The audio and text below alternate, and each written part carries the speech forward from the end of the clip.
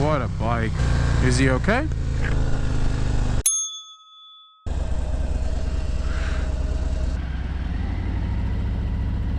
You have a phone? Yeah. I can call my wife. Yeah, no problem. What happened? It just died. I'm not sure if it's flooding. That's what's going on. Oh, dude, sorry to hear about that. Gentleman right over 209 that broke down on a 1982 Maxim, and I stopped on the side of the road to try and help him out. You shouldn't have done that. Well, unfortunately, you're done for the day, but...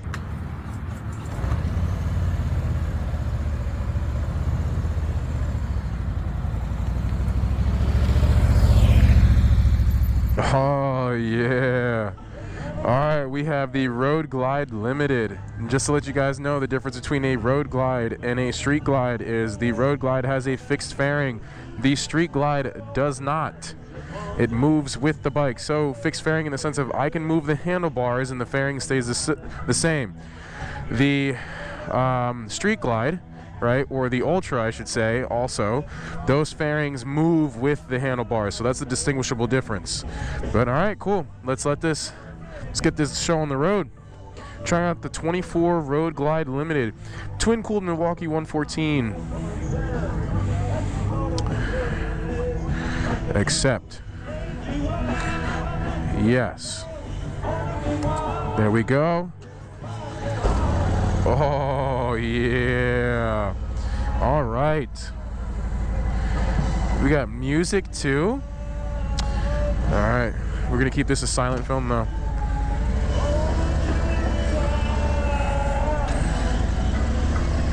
Oh, that's going to take a little bit of getting used to that the fairing's not moving with me.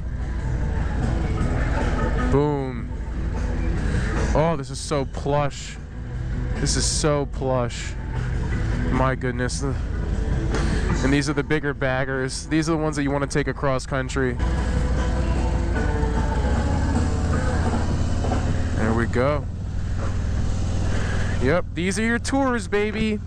These are your touring motorcycles. These are meant to chug all those highway miles. You know, the very same ones that I do, just on a soft tail because I'm crazy? Yeah, those very same miles. I decide to do it on a soft tail rather than a bagger, which is perfectly fine by me, which is why they have things like the Lowrider ST that came out, because there are people like me that want to take a soft tail and ride it across country. It's not technically set up to do that. It's not the most comfortable thing to work with, but that does not mean it can't do it. I obviously can do it because that thing has 41,000 miles on it and only 3 years, almost 4 years of ownership. So I digress. Right now we're here to talk about this thing. Big Bertha is what I like to call Big Blue Big Bertha. That's what we're going to call this thing. And wow, this thing is very comfortable. Already it's cupping my butt and this feels okay. I didn't ask for it, but I'll consent to it. There you go, soft tails. Hell yeah. This just feels so nice right now. So comfortable. I like how the handlebars come back to you. It's like in a beach cruiser, right? Those beach bikes kind of style. I'm going to get into in-depth a little bit more about this motorcycle. Let's go over left to right. So on the left hand side you have your toggle switch up here that allows you to switch displays. You also have your traction control, your horn, your high beam, your low beam. Where is my light? There we go. Your high beam, your low beam. You also have, there we go, your directional lights. You also have your communication system here too. And then what's at the bottom? This is to mess around with the actual TFT display. So this is your home switch, volume up, down, left, right. And then you also have your cruise control on the left-hand side. Now going into the center, you have a part of your infotainment system, or a part of, like, you know, your dash console.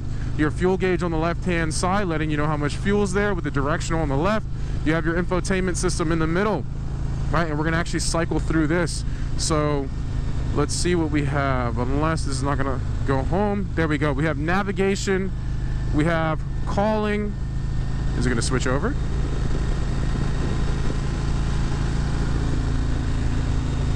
Okay, so the toggle switch, correction. The toggle switch is for down here, but we'll get to that soon. So we have music, navigation, and phone. Okay. And it's muted right now. And then we have our stations here on the side too, so that's pretty cool.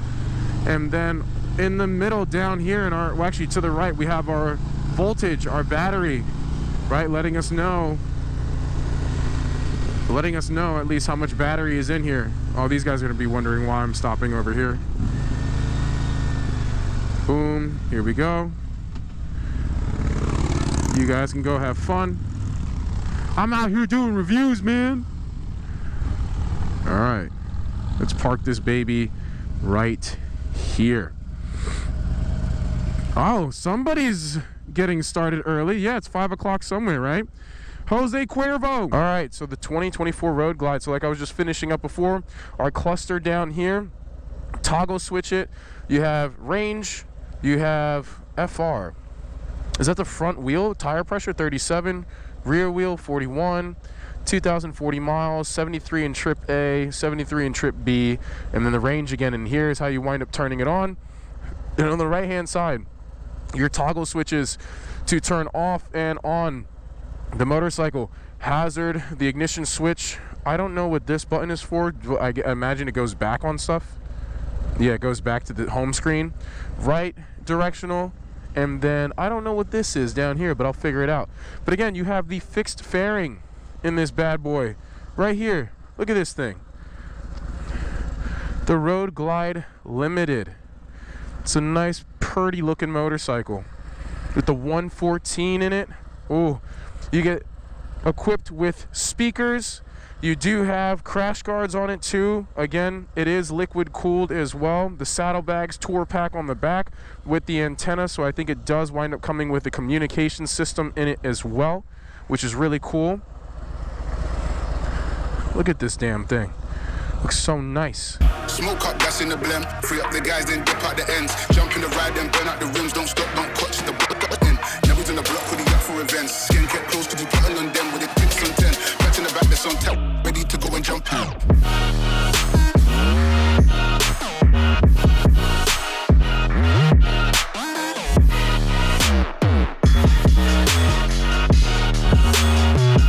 Right side, it came.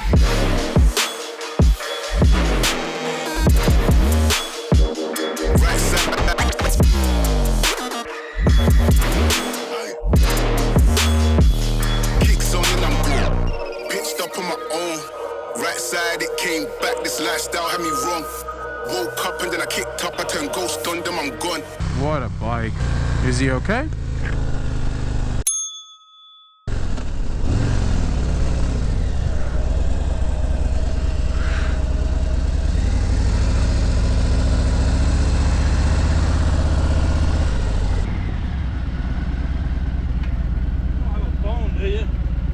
You have a phone? Yeah. I can call my wife. Yeah, no problem. What happened? It just died. I'm not sure if it's been fine. All it just could be the. I have another ignition module, but I didn't bring it with me. They're easy plugins. Okay. All right, no problem. It's a local call down the road here. Yeah, no problem. I'll let you dial it if you want. What's your name? My name is Rick.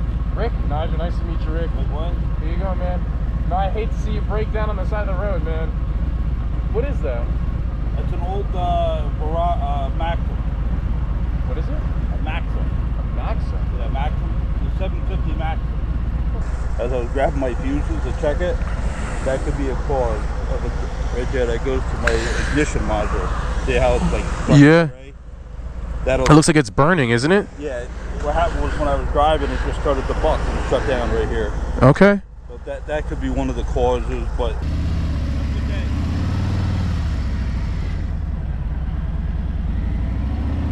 Woo!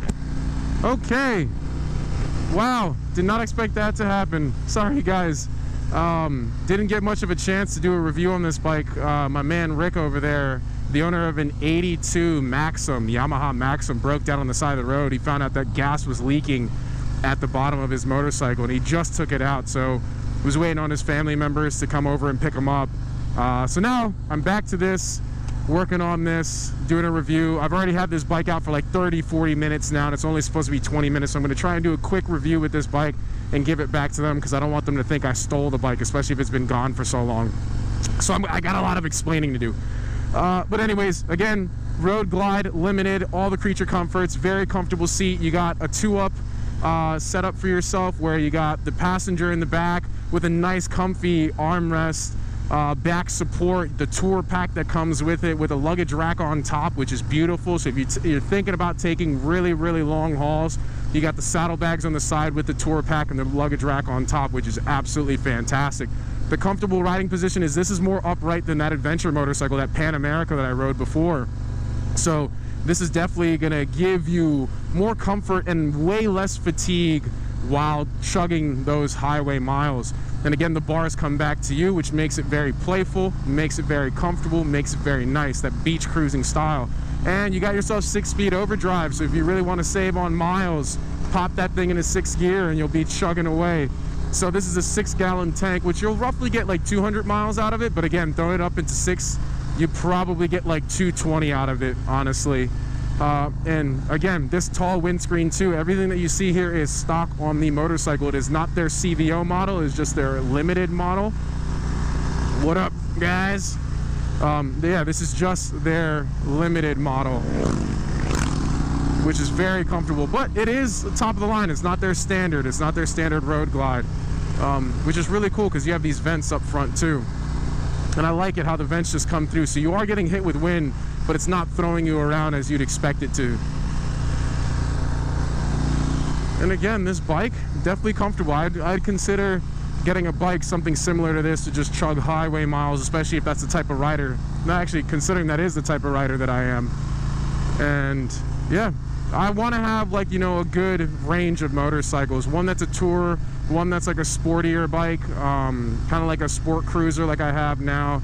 Probably get a sport bike itself in terms of like a Yamaha, maybe a Kawasaki. I really like the Ninjas.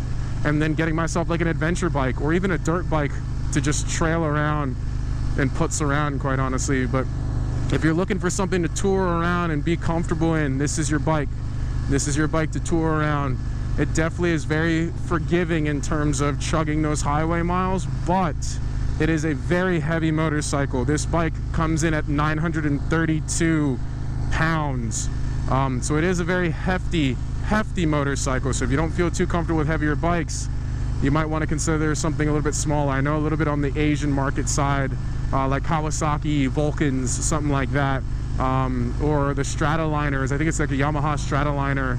Those things come down a little bit in terms of weight, but you get all the creature comforts that come with it as well. But this is still, at the end of the day, a very comfortable bike and a very upright motorcycle. You could definitely chug the miles. Now I'm going to try and see if I can find a U-turn around here that is not this tight, because I'm not that good at making U-turns just yet, and it's a heavier bike. But I'm going to find a way to turn around, and then, yeah, we'll hop on another one. Hopefully we'll hop on another bike. I've already had this bike for too long, and again, like I mentioned, I have a lot of explaining to do. So just sit back and enjoy the ride.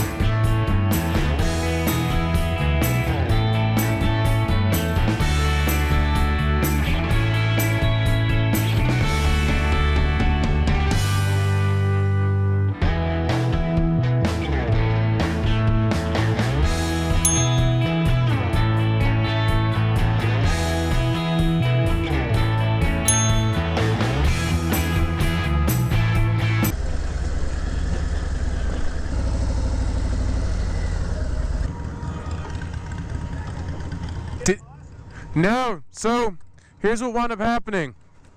There was a gentleman right over 209 that broke down on a 1982 Maxim, and I stopped on the side of the road to try and help him out, and it took him 20-30 minutes to get family to come over and pick him up. You shouldn't have done that, because we don't, you know, you're on a timer. Yeah, And you yeah. didn't call us to say something or anything like that? No, I was with him, so I apologize for that. Oh, So, okay. Well, unfortunately, you're done for the day, but yeah, it as happens. far as it goes. Yeah, no, I appreciate it though. Yeah. Thank you for your guys' time at the very least. So, appreciate it. All right. And we will see you maybe next time. Yeah, thank you. See you later, old tools.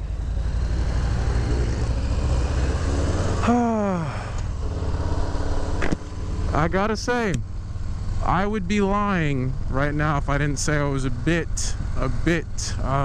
annoyed and upset. Yeah, I guess that's the best way of putting it. A bit annoyed and upset. Like, I'm trying to compartmentalize everything in my head and trying to be as understanding as possible. So what wound up happening is on my second test ride or a demo ride of a bike, somebody broke down, as you guys have already saw before, my man Rick, and just waited on the side of the road, made sure to, you know, talk with him, find out what was going on, see if I could offer any assistance, try to make sure his family got there, and then I tried to continue the ride afterwards. And then when I got into town, like you guys just saw here, just like I was trying to get back into town, and like you guys just saw, someone actually came to come pick me up, right? Came to look for the bike and stuff like that, which I get. Their demo rides. We have a certain time limit. They're trying to get as many people on the road as possible to try out the bikes. So I do understand that. I know where my responsibilities are with that too. I guess if I bring it into a moral justification and moral perspective, I'm glad that I stopped on the side of the road. I'm happy that I was able to help Rick out, you know, kind of talk to him for a little bit and make sure that his family got there and that he was safe. On the way back, I saw that he wasn't there anymore. So that tells me that his family picked him up and that he was good. And yeah, it's just this being, you know, the result. I don't know if it's repercussion is the best word to use, but this being the result where, you know, from what Mark just told me, I forfeited all the rides today. I wasn't a fan that he said that I shouldn't have done that, but I get the perspective that he's coming from in terms of, well, we do have timed motorcycle rides and that people want to go on those rides too. And again, their concern is making sure that no one steals the bike. And I get that. Just morally, to me, I'm glad that I stopped. I'm glad that I helped out. And yeah, just annoyed and frustrated that I can't ride the motorcycles anymore. Like, I wanted to ride a couple more for today, but it happens. It happens. At least I can rest my head easy today for the rest of today, understanding that I did help someone out and that they're okay now. Because it could have been worse. I mean, tons of stuff could have happened, and I'm not going to sit here and name all the other things that could have happened because I'm not going to put myself there. But just going to enjoy the ride back. I'm glad I got the opportunity to do so. I had a beautiful ride here. I have a beautiful ride back home and a lot of responsibilities to take care of when I get home. And thank you guys for just being patient with me. Unfortunately, I couldn't show you guys much more today, and that is all right. It happens. So is life. So we move on. And again, I just look forward to many of the other opportunities in the future. Being able to do demo rides, being able to do test rides, and then just bringing more content to you guys as much as I can.